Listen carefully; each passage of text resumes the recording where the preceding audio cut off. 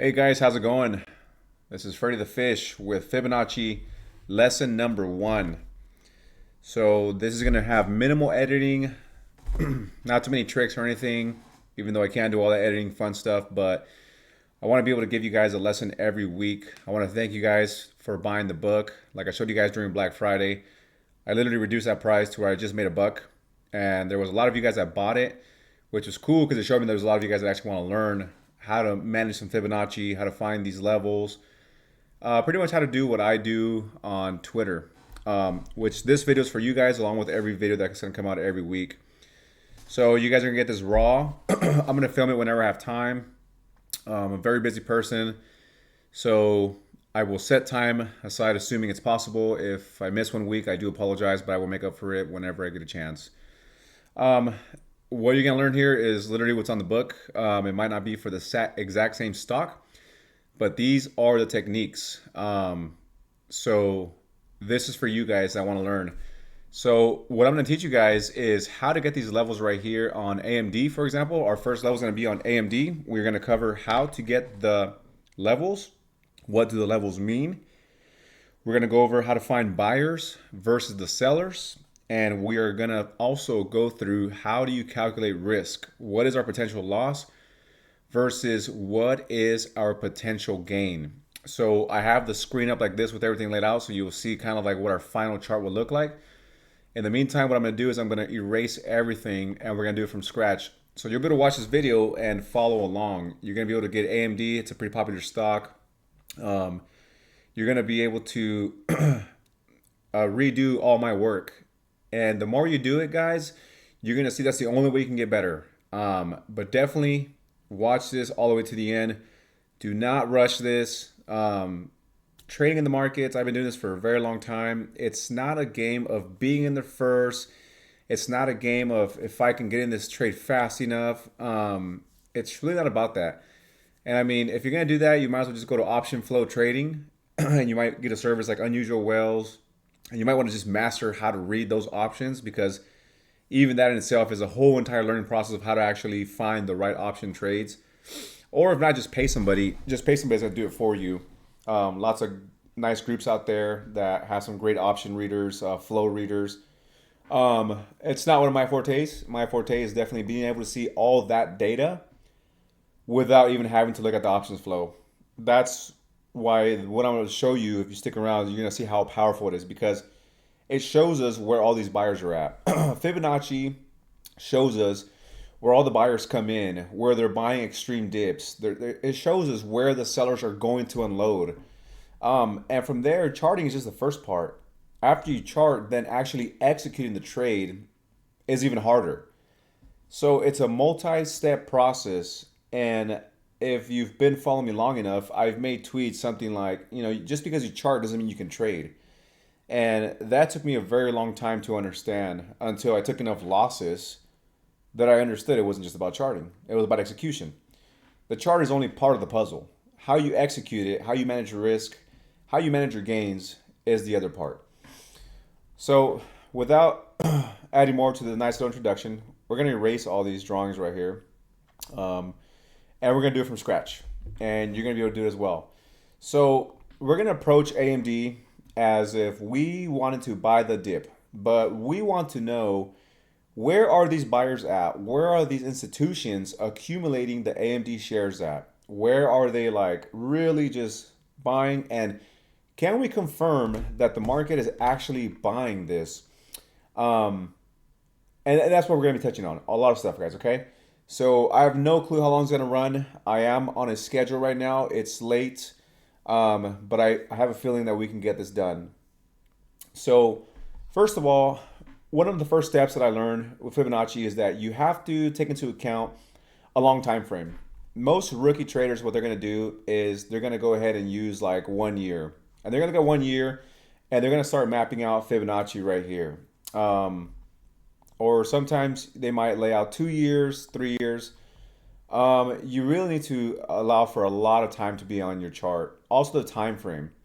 A lot of traders, they want to be on the 1 day time frame, even for swing traders. And let me tell you, just stop doing that. Stop doing that. use the monthly time frame. Use the monthly, if not, use the quarterly time frame. Large institutions do not trade off the daily time frame. They don't trade off the 4 hour. They don't trade off the 1 hour. Maybe prop firms that do that. They hire all these traders, and every trader has his own individual approach to how he's gonna make money for the day, right? But your big institutional traders, they do not use these small time frames.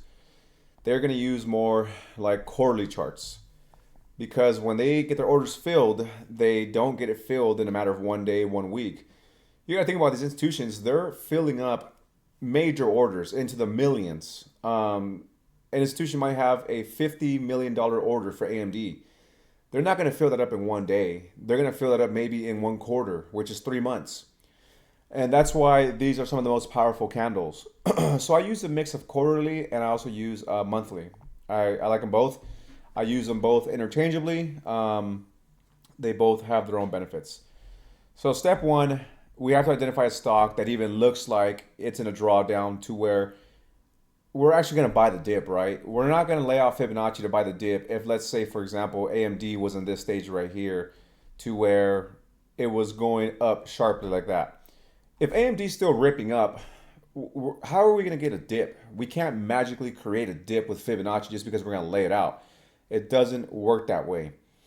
You have to allow the candles to talk to you, to tell you, hey, I'm falling down in price.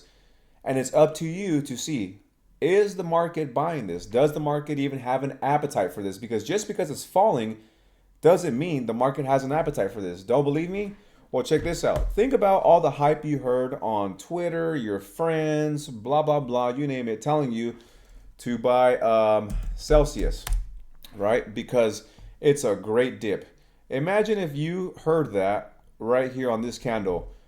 Oh my God, it hit a high of 99.62. It's at 70. This is a gift. You want to buy this dip.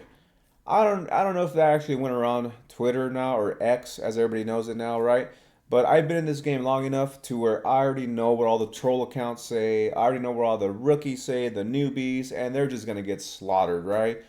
So just because a stock is going in red, it does not mean you automatically buy the dip, even if you know and you master the Fibonacci stuff that I'm going to teach you over these next few lessons, right? Because what can happen is, I don't know, you can get into a big wreck like that, right? And now they're like, oh my God, it's at $55. What a steal. It was a high of 100 and you're going to get it at 55. You're stupid for not buying this right now. Yeah, well, who turned out to be the stupid ones on this trade, right? Because this thing dropped all the way down into the 20s. And that's where I'm buying now. I'm buying in the 20s. Why? Because I know better than to buy here. I've seen this too much times. I've seen this play out way too many times already. It's a sucker's game. And that's why I rarely follow any new accounts. I rarely listen to anybody in the market because the majority of traders on the market on X, they don't know crap. They just don't. Don't get me wrong, there's a bunch that do, but the majority just do not. Okay, so now that rant's over, let's go back to AMD. So anyways, you want to make sure you're in a drawdown, right? And what we're trying to do with Fibonacci is we're really trying to see like where is the market finally finding an appetite. For example, right here, right? We're looking to find zones like this, and pretty much this is why you're sticking around, is to learn how that process works, okay? So it's not as easy as just laying out charts, laying out lines. It's really, like I said, a multi-step process. Part of it is laying out lines, but the other part is actually understanding the price action. Yeah, so first of all, you're going to get your Fibonacci tool. For starters, your Fibonacci tool does not come equipped the way I have mine. And here's what I mean by that. Your Fibonacci tool is going to come with a 23.6, 38.2, 50, 61.8, 78.6. That's all you're going to get. So what you got to do, this is something you will not be taught anywhere in Fibonacci unless you read my book. And now that you're watching my video, now you're going to see it.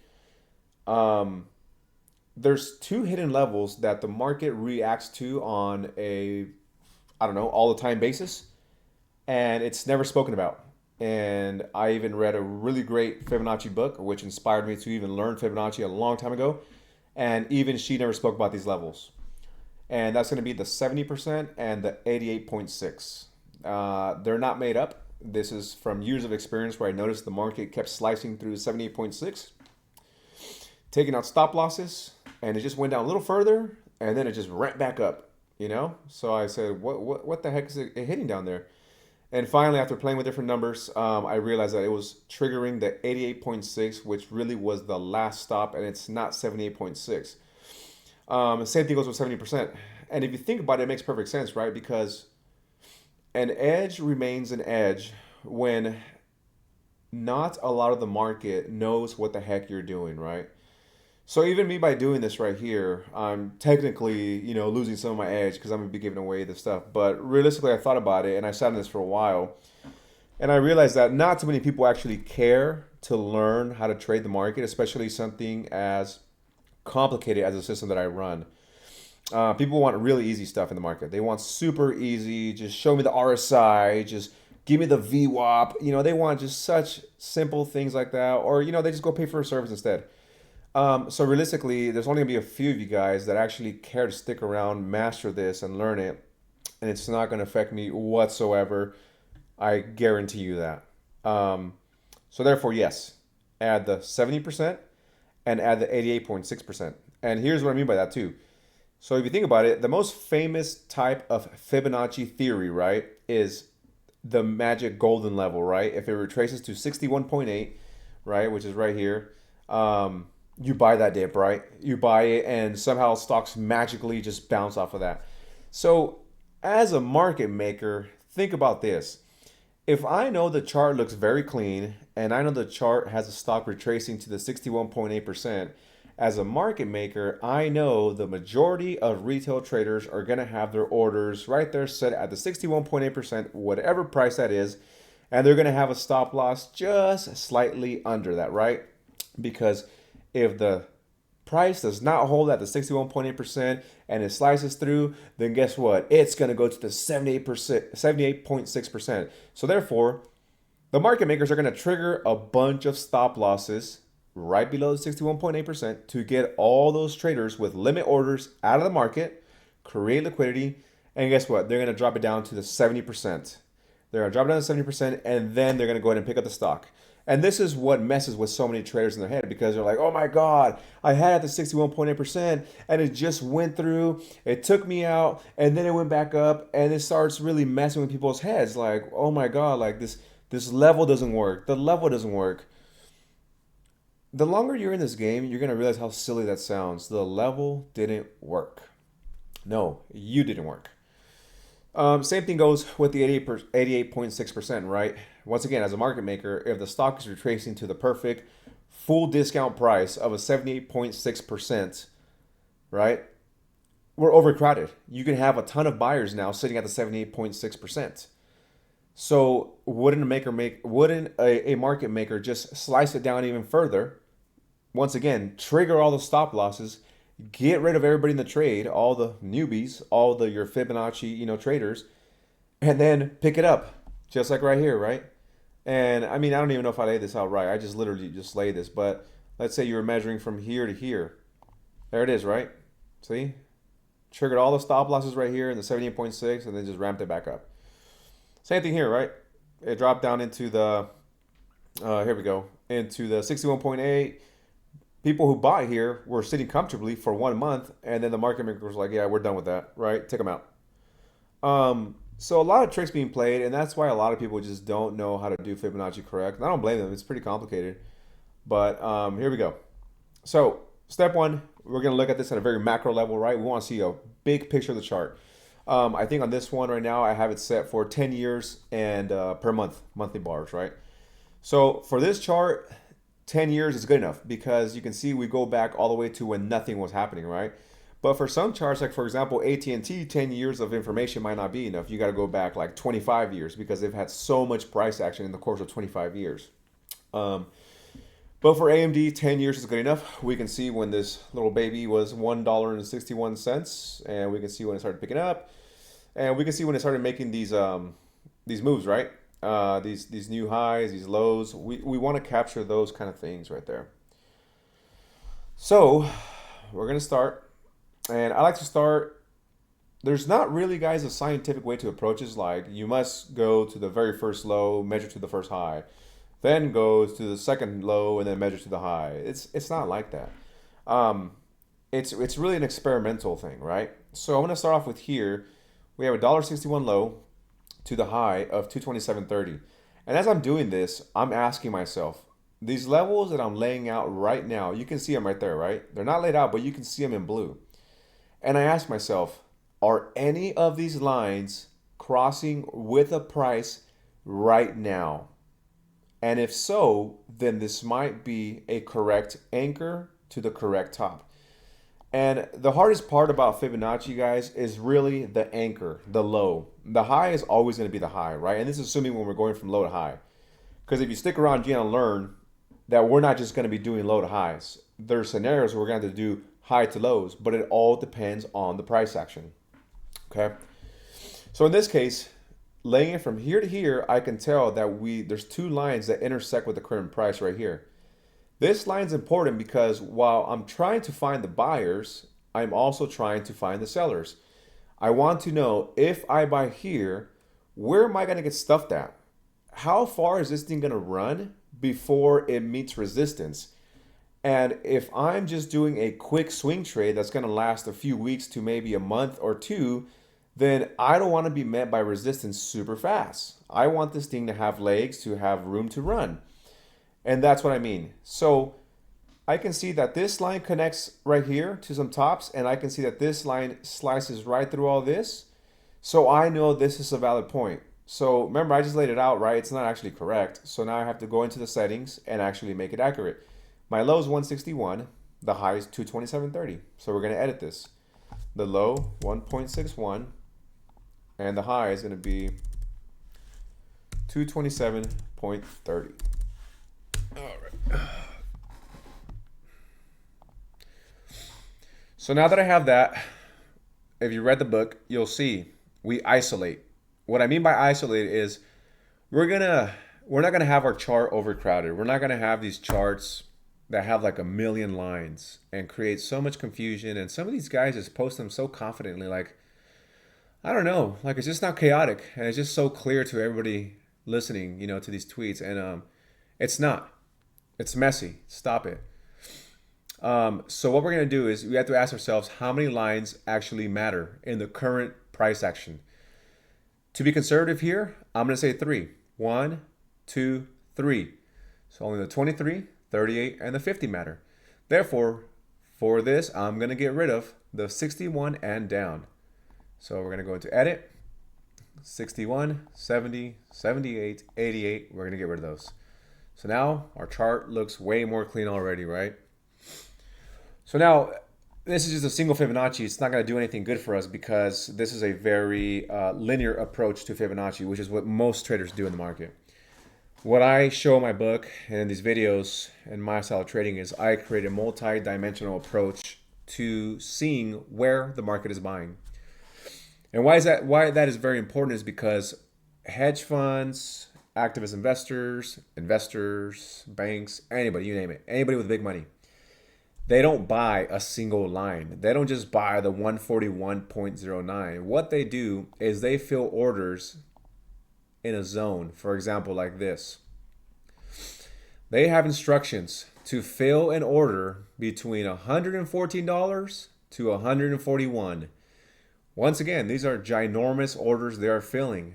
Therefore, you can see, for example, if this was as far as you got in the video, and this is all the Fibonacci you wanted to learn, you can see right here that for 3 months, 1, 2, 3, banks got filled in this zone. You see that? 3 months, they bought the dip right here. They didn't just buy this line, they bought the entire thing in here. And as long as the price was coming in here, they were buying it. And then the price was finding sellers up here. So that's why it's good to know a zone of where the market is buying, not just a line. So now that we got this one, let me erase this because this is not the actual zone. We're going to get precise. We're going to find the exact zone. That's why you came here. So now after this, right, we have to now go back to our Fibonacci tool and I find the next swing. So if you look at the price, it was flat, right? This was 2016. Then it finally made a swing. You can see it went high right here, and then we had a low. So the low ended right here on this candle, which was May, January, February, March, April, May. Yep, May of 2017. So then I asked myself, could that be an anchor for the next Fibonacci line? So all I do is I just click somewhere around that low, and then we drag it right to the top. And then I ask myself, does that make sense? Does this Fibonacci help me? And if you look right now, it kind of does, right? But it also kind of doesn't, because these two series of Fibonacci's, they just line up way too close, right? So I'm not trying to do that. Maybe if I laid that out, right, and I was going to trade this on the daily, that might help me.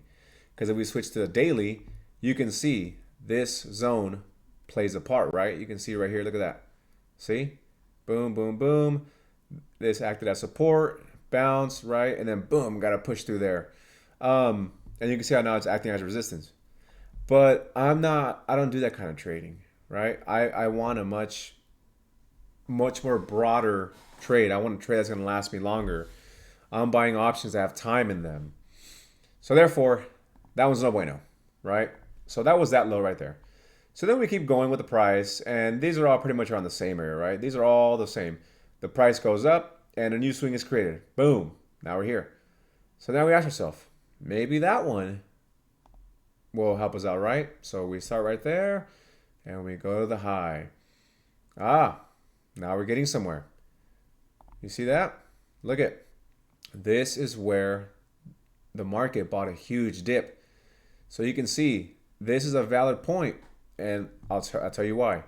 So first, we're going to get this very accurate, right? Once again, we're going to edit this, and we're going to get the exact values. We know the high, we can see it right there, it's 227.30. But the low is going to be different. Remember, the low is now this candle, and this candle belongs to October of 2018. And the low on that candle is $16.17. So we're going to change that. $16.17. Give me 1 second, guys.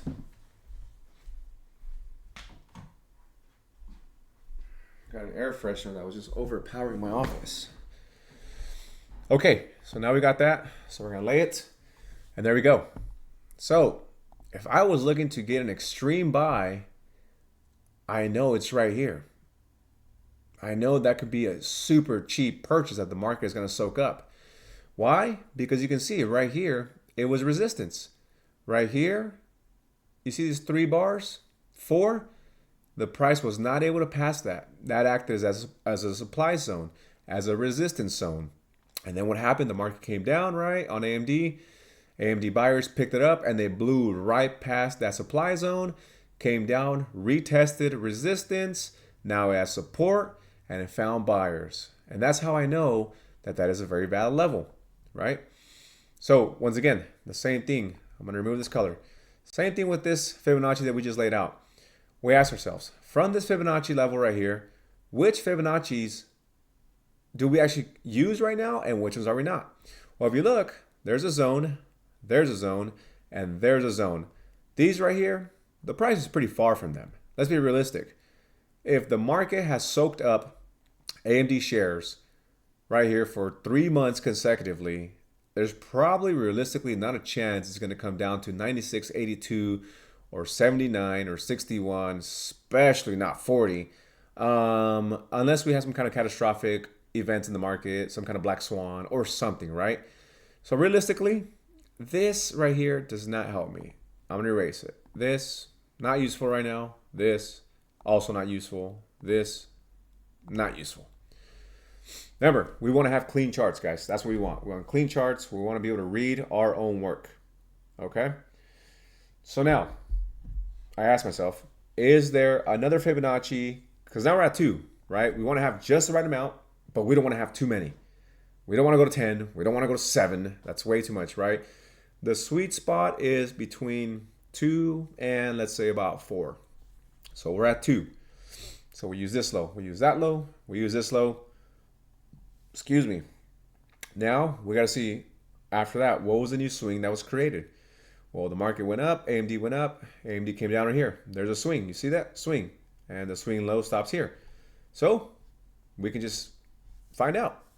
Is there a Fibonacci that exists right there that can help us out to plan this trade? We'll start there. We'll go to the high. And we ask ourselves, do any of these lines help us? And the answer is yes. They do help us. I can see a line right there that touches the very bottom of those candle wicks. You see that? It's at around 131.80. You can see it before I set it. Okay? Now I'm going to set it. Boom. Once again, let's correct this candle. The high, 227.30. We know that. Now, for the low, we use this candle right here. The low on that candle, which by the way is March of 2020, that low is 36.75. So we're going to switch this to 36.75. All right. So now as you can see, we have a ton of lines. And once again, that's why we have to be meticulous with how we isolate these levels. We don't want all this in our chart, guys. This is just confusing. Okay? So if you can see right here, the market has been buying dips pretty much from 141.09 down to 121.74. So we don't really need this one. We can erase that. Okay? That one we'll keep, and I'll show you why. Down here, right? You can see there was a month back in, what is this, August 2024, that the price came down and it was bought very fast. So that means this is probably the lowest we're going to see it, 121.74. So we're going to keep that one. However, anything below that, probably not going to see those prices anytime soon, right? Because the market's showing extreme demand at 121, and they're already showing demand at 132.02. So once again, we're going to clean up our chart. We're going to do this, erase this, and erase this. All right, guys. So those are the three Fibonacci's we laid out right there, okay? So now we're going to zoom in. We're going to add one more Fibonacci on this one. It actually might not even be necessary, but we're going to find out right now. Okay, so we're going to see if this major swing right here, from this major swing, if we lay one out from right here to right here, does that add value to our chart? That's the question. Does it add value to our chart? And I'm looking at it, and yeah, I see it actually does bring value to our chart, and I'll show you why. So we're going to set it. We're going to fix it. The high, 227.30, it's already on there. And then the low, which is this candle right here from October 2022, the low was 54.57. So we're going to fix that, 54.57. All right. So once again, right, which lines from this Fibonacci do I need? The 23%, which is up here. Do I need this? Yes. Why? Because that is where sellers are right there. You see this candle? It went up there and it found sellers and they knocked the price down. So I know that's my supply zone right there. This candle in the middle right here, the 38.2, I'm sorry, the candle, this level, the 38.2, not necessary. It's just kind of in the middle, not necessary. Okay, now going lower, the 50, not necessary. You know why? Because it lines up already, it overlaps one of these lines. So you can see it's kind of just twisting my numbers. I don't even know what level that is now. So the 50, that can go. So I'm gonna erase the 50, go back to my chart. Okay, now, do I need the 61? No. The 61 is real close to this line right here. I don't need that. And then going down, we've already established we do not need all these lines. So therefore, all these other lines can get erased. 61, 70, 78, and 88. So from this Fibonacci series, all I needed was the 23.6. Boom, done. All right.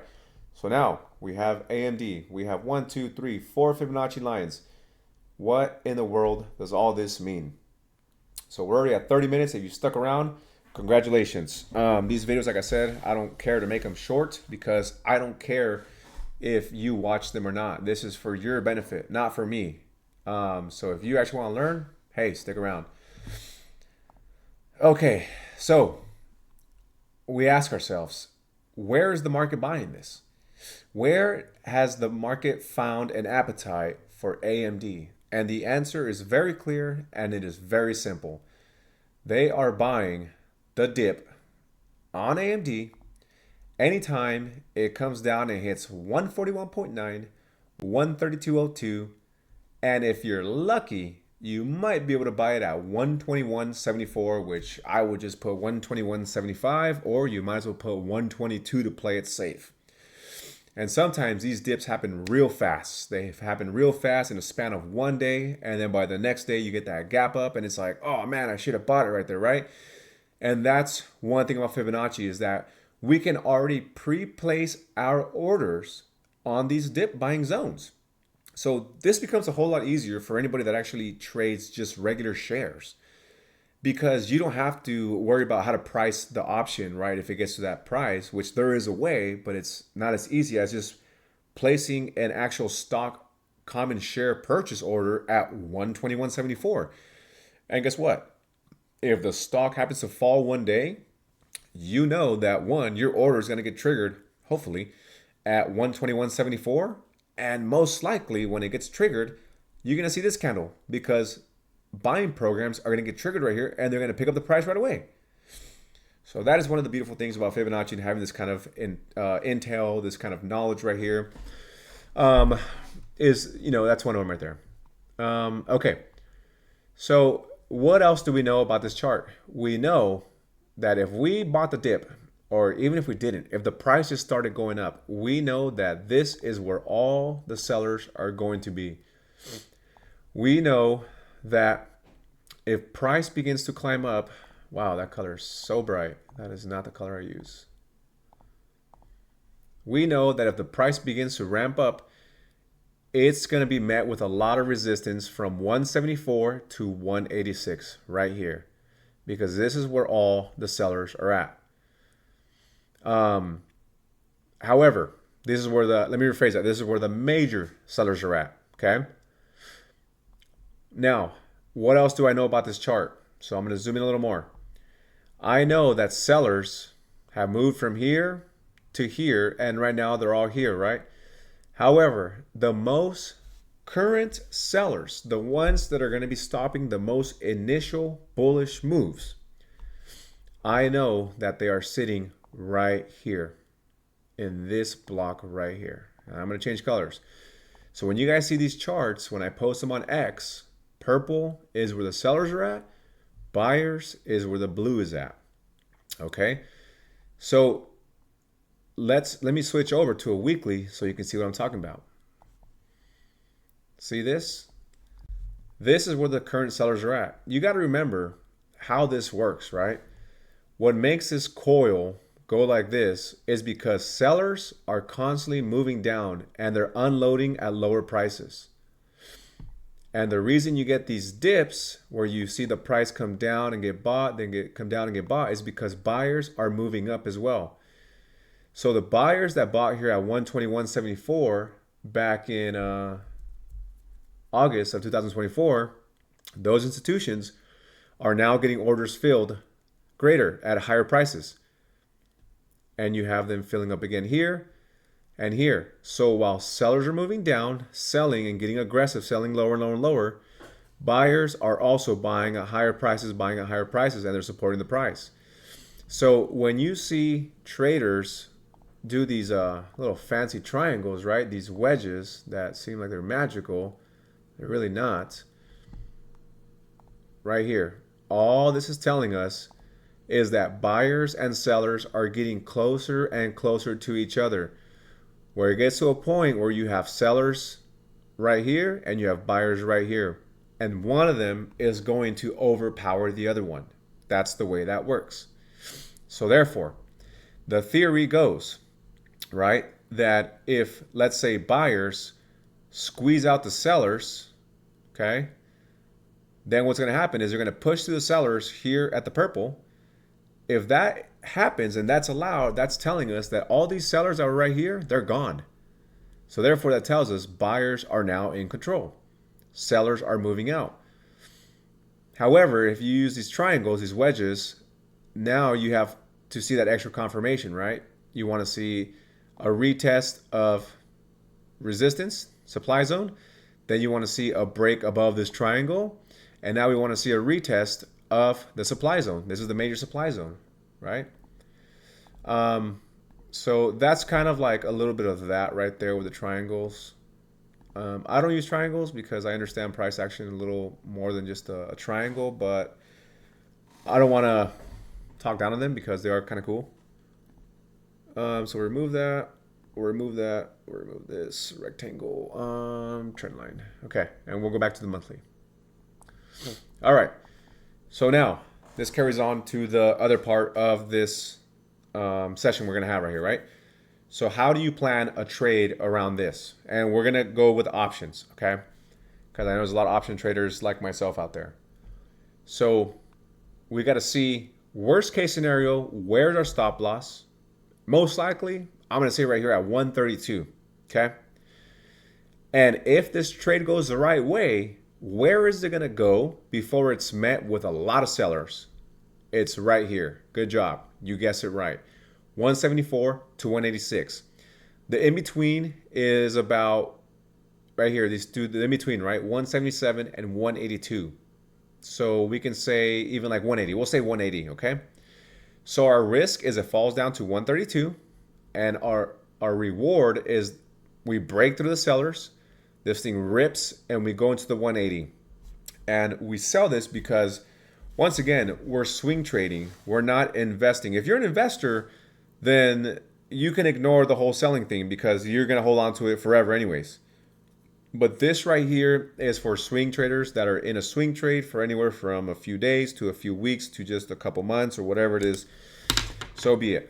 All right. So now what we're going to do is we are going to go to the website. Where's my screen?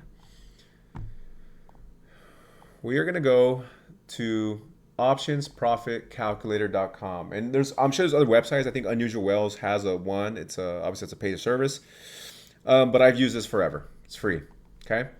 So we're gonna plug in the stock ticker that we're gonna trade, which is AMD. All right, and remember, I've said it before, the best way to trade options is to be able to remove the whole time aspect. If you're one of those traders that's always asking, well, by when do you think it's gonna make this move? Stop, because all you're doing is you're asking, which option should I buy? Nobody knows. That's the funny part. Nobody knows when a move's going to happen unless you follow, like I said, options flow, and you're an expert at that. And you can tell by what the whales are buying, which option they're buying. You can kind of sense what time frame in the move's supposed to happen in, right? But if you're watching this video, you're most likely not that trader. You're not an options flow trader. So therefore, we're going to remove time. So right now we're in December. We want to give ourselves at least to, let's say, I mean, it all depends how much you can afford to. For me, myself, I'm buying June, right? I'm buying June calls. So how do we pick a target? Well, we got to ask yourself, go back to the screen. If the move happens, where's it going to go? We know it's going to go here into the 180s. So we can look to buy a 180 call, or we can play even safer and just buy like a 175 call. That way we're in the money and we get more appreciation, right? So let's go with a 175 call. So we're going to go back over here. We're in June, and we are looking to buy a 175 call, which is going to cost us, I don't know if this is accurate because the market already closed, but we're going to buy a 882 call. So it's going to cost us $882 to buy this call, okay? And what we're going to do is we're going to see, is it worth it to get into this trade? Is my reward much bigger than my potential loss? All right. So we're going to start off with the risk. I always start off with risk. And right now on my notepad, I'm writing risk, and I'm going to write down what my total loss is. So if this trade goes against me, where will the stock fall down to? Well, I already know it's going to fall down to 132.02. However, I'm going to give myself a little buffer, and we're going to say from 130 to 132, okay? And that'll be my stop loss. So from 130 to 132. Now we're going to calculate. So we're going to get a chart that's going to come out right now, and it's going to give us all the values. So time-wise, I want to allow this trade to possibly, let's see, I'm going to give it to the end of February. To the end of February is when this thing, it's either going to work or it's not going to work. And that's how we're going to get our values. So you see right here, 132, we will lose $611. And if it fell all the way down to 130, we will lose $643. So we're going to go right in the middle of that, and we're going to say if we're wrong, we're going to lose $627 on this contract. That's our potential loss. Now, if we're right, if these candles are showing buyers and the market is ready to go aggressive, the buyers are ready to take over, the buyers are ready to clear the price above 146.65, then after that bounce it up here into 175, 180, right? Which that would make a winning trade. That's our target, right? 175 to 180. And then we're going to unload our call and we're going to make money. So therefore, now we're going to change these values. See how much we're going to make. 175 to 180. Update the range. And remember, we're planning for this trade we're giving it at least to the end of February for it to work. You can always change your time frame. That's all up to you. You can say, I'm only giving this thing 1 month, and you can go off those values. That's fine. That's all a personal thing, guys. I like to give the trades time because I know I have no clue when the move's going to happen. So I try to put myself in the best position, which is give it time. So February, best case scenario, if it goes to 180, we're going to make 1,264. And if it hits 175, we're going to make 967. So therefore, we said we're going to take the average of that and we're going to say it's going to land somewhere in, I don't know, let's see, 177. Let's say we make it into the 177 area. So 177, here we are right here, 177, end of February. So we're going to make a potential $1,083. So now we know. If we're wrong, we're going to lose $627 on this contract. And if we're right, we're going to make $1,083. So if we bring up a calculator, now we're going to do the RR, risk reward, right? Is a trade worth it? Everybody has their own criteria on what trades they take. I only take trades that at a minimum offer me a RR of 3 to 1, which means if I'm going to lose $100 on this trade, I better at least make $300 if I'm correct. But everybody's different. A lot of people just take 2 to 1s, and that's totally a personal choice. You have some traders that are more extreme, and they only take 5 to 1s, right? Those are very hard to come by, but they're out there. So with this one, we're just going to go do the math, right? So 1,083 divided by 627. That gives us a value of 1.72, which means this trade does not even qualify for a 2 RR. It does not qualify for a 2 to 1. That if I lose $100, I'm going to make at least $200. This one is barely 1.72. So therefore, it is not really worth it in that sense. Now, if you're like, you know what? I don't see this thing stopping right here in this zone. I see it ripping because AI technology is going to boom and AMD is going to be a big player and all this stuff you've heard on X and different websites and whatever your research tells you, right? If your research tells you that this thing's going to break new highs, well, then we can change that target. And one way to do that is to see if the price broke through this sequence, where would it go? Well, guess what? Fibonacci can tell us that. And how do we do that? It's very simple. All we do, now we're going to go from a top to bottom approach. We're going to go from the high and we're going to go down to the low right here.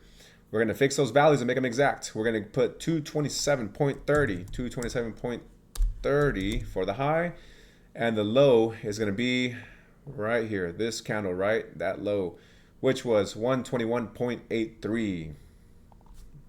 Almost had it. But here's what we're also going to do, guys. We're going to add curves. We're going to add what would be called an extension. And we're going to see if we broke new highs, the stock is going to go into price discovery mode. That price discovery mode will first take the stock to 1.236. It will then take the stock to 1.386. And the sequence continues, but I'm just going to stop there. Okay? So now you see we have values up here. And now, if you believe that this thing has some legs, it's going to break through this supply zone, right? And it's going to break into new highs, and it's going to go into price discovery mode. Well, guess what? It's going to go right into this box right here, 252 to 268.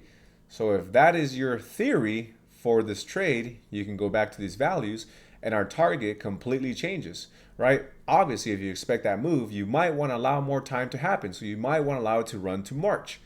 So we're going to change those values and we're going to put 250 to 270. And we're going to see how this trade changes. 250 to 270. We're going to update the range. We're going to give it to the end of March. Best case scenario, it goes to 270. You're talking about an $8,000, 800 return versus if it goes to 250, a $6,900 return. I don't have to do the math on that, guys. Obviously, that is a crazy RR right there. Extreme reward for very little risk. But if you ask me, that's being too optimistic, right? I don't see that happening by March at least. But who knows, right? AMD could have released some crazy news, something they're working on, something that I don't know because I don't really watch the news. I just follow price action. But that is how we would find that out. But anyways, guys, I'm going to wrap up this video. We've been in it for 45 minutes long. There's a lot of information right here for you to digest. You can go practice this on AMD. You can do a whole bunch of other charts. This is lesson 1, like I said. We're going to come back next week. We're going to do another stock. I might have a different subject. But I hope you guys got a lot out of this video. Once again, thanks for buying the book. Thanks for supporting me. It's honestly those kind of purchases that make it worth even my time to be behind the screen making this video, that it's not going to generate me no money. It's strictly for you guys just to learn. But for you true learners out there, this is video 1. Stick around. We're going to have a lot more videos. Anyways, peace out, guys. Have a safe trading week. Don't blow up, and practice those levels. I'll catch you guys on the next one.